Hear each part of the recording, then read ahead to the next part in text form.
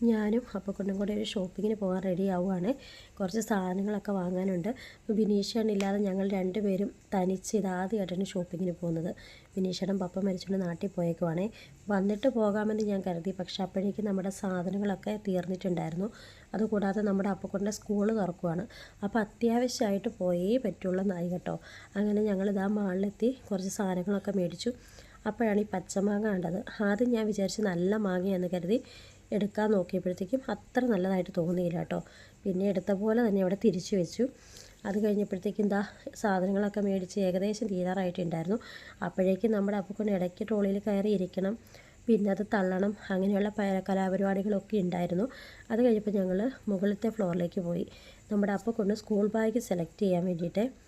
എൻ്റെ പൊന്നോ, ഇവിടെ ശരിക്കും ഞാൻ കഷ്ടപ്പെട്ടു പോയി. കാരണം എന്താണെന്ന് ചോദിച്ചാൽ അവിടെയുള്ള ഓൾമോസ്റ്റ് മിക്ക ബാഗും ഇവനെടുത്ത് ഇട്ട് നോക്കിയിട്ടുണ്ടായിരുന്നു. എന്നിട്ടും ഒന്നും ഇഷ്ടപ്പെടുന്നുണ്ടായിരുന്നില്ല. അവസാനം ഒരു തരത്തിൽ ഒരു ബാഗ് സെലക്ട് ചെയ്തു. അതിൻ്റെ ക്ഷീണത്തിൽ ഞങ്ങൾ രണ്ടുപേരും തളർന്നുപോയി കേട്ടോ. ഒരു വശേ വിശപ്പ്, മറുവശേ അവിടെ അത്രയും ടൈം പോയി. സമയം ഇപ്പോൾ ഒരു 6 o'clock ആയിട്ടുണ്ടായിരുന്നു. പെട്ടെന്ന് ഷോപ്പിംഗ് കഴിഞ്ഞ് പോകണമെന്നും പറഞ്ഞ് വന്നതാണ് ഞങ്ങൾ കേട്ടോ.